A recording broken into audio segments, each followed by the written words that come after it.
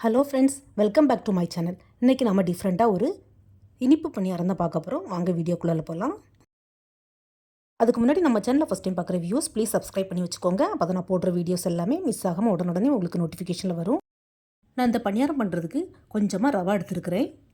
ரவாலே நமக்கு 2 டைப் உண்டு, பொடி ரவை, பெரிய ரவன். நான் பெரிய ரவை இல்லை, பொடி ரவை தான் எடுத்துருக்கிறேன். இந்த ரவையை இப்போ ஒரு பெரிய பவுலில் சேர்த்துக்கலாம். நம்ம எந்த அளவுக்கு ரவை எடுத்தோமோ அந்த அளவுக்கு பால் சேர்த்து இதை நல்லா மிக்ஸ் பண்ணி விடணும். ரவை கொஞ்சமும் கட்டி தட்டாமல் இந்த மாதிரி மிக்ஸ் பண்ணி விடணும். பால் சேர்த்து ரவையை நல்லா மிக்ஸ் பண்ணி ஒரு 5 to 10 மினிட்ஸ் அப்படியே மூடி வச்சிடலாம். ஒரு 10 மினிட்ஸ் கழித்து பார்த்தா பால் ரவையில் நல்லா ஊறி இந்த மாதிரி நமக்கு சாஃப்டாக கிடைக்கும். இந்த ஊறின ரவையை அப்படியே ஒரு மிக்ஸி ஜார் அல்லது பிளெண்டரில் சேர்த்துக்கலாம். இந்த பணியாரம் நம்ம ரவையில் பால் சேர்த்து பண்ணுறதுனால ரொம்பவே சாஃப்டாக டேஸ்ட்டாக இருக்கும். இது கூடவே ஒரு 2 ஸ்பூன் கோதுமை மாவு, 1 ஸ்பூன் மைதா மாவு, அப்புறம் ஒரு 3 ஸ்பூன் ஜீனி சுகர், 2 ஸ்பூன் பால் சேர்த்து இதை நல்லா ஃபைன் பேஸ்ட்டாக அரைச்சி எடுத்துக்கலாம்.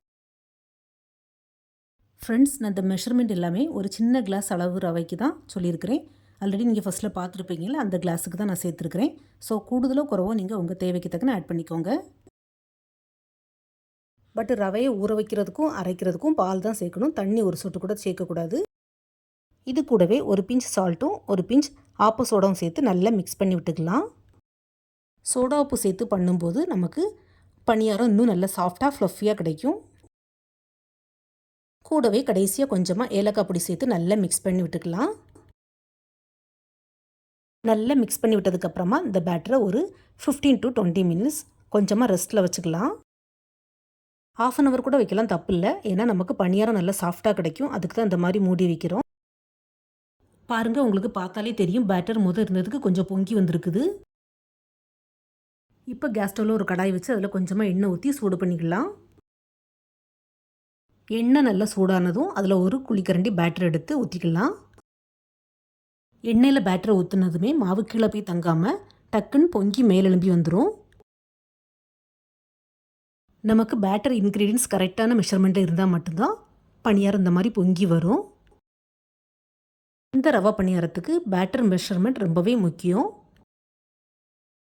ரவை, மாவு, பாலோட அளவு நமக்கு சொதப்பிடுச்சுன்னா பணியாரமும் நமக்கு நல்லா சப்பி ஒரு மாதிரி எண்ணெய் குடித்த மாதிரி கிடைக்கும். ஸோ அதை மட்டும் கொஞ்சம் கவனமாக பார்த்துக்கோங்க. அதே மாதிரி இந்த பணியாரம் பண்ணும்போது இன்னொரு டிப்ஸ் என்னென்னா, நம்ம ஆட் பண்ணக்கூடிய சுகர், ஜீனியோட அளவும் கொஞ்சம் கம்மியாகவே ஆட் பண்ணணும். அப்போ தான் நமக்கு பணியாரம் நல்லா சாஃப்டாக இந்த மாதிரி பொங்கி வரும். ஜீனி கூடிட்டாலும் நமக்கு சப்பி தான் கிடைக்கும். இந்த மாதிரி பொங்கி மேலெலும்பி வராது. அதே மாதிரி இந்த பணியாரம் வேகிறதுக்கும் அதிகமாக டைம் எடுக்கவே செய்யாது.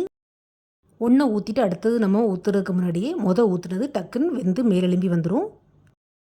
ஸோ ஃப்ளேம் மட்டும் லோ ஃப்ளேம்லேயே வச்சு பண்ணுங்கள். ஸோ ஒவ்வொரு குழிக்கரண்டியாக மாவு ஊற்றி டக்கு டக்குன்னு சுட்டு எடுத்துடலாம். நமக்கு நேரமும் மிச்சம், வேலையும் ஈஸியாயிரும். எல்லா பணியாரத்தையும் இந்த மாதிரி சுட்டு எடுத்துக்கலாம். பேட்சில் பார்த்திங்கன்னா நான் வெறும் 5 பணியாரம் தான் ஊற்றிருந்தேன். இப்போ பார்த்திங்கன்னா 8 பணியாரம் ஒரே பேட்சில் போட்டிருக்கிறேன். ஸோ டக்கு டக்குன்னு இந்த மாதிரி ஃப்ரீயாக சுட்டு எடுத்துடலாம். ஒரு சின்ன கப்பு ரவையில் 15 பணியாரம் எனக்கு கிடச்சிருக்குது.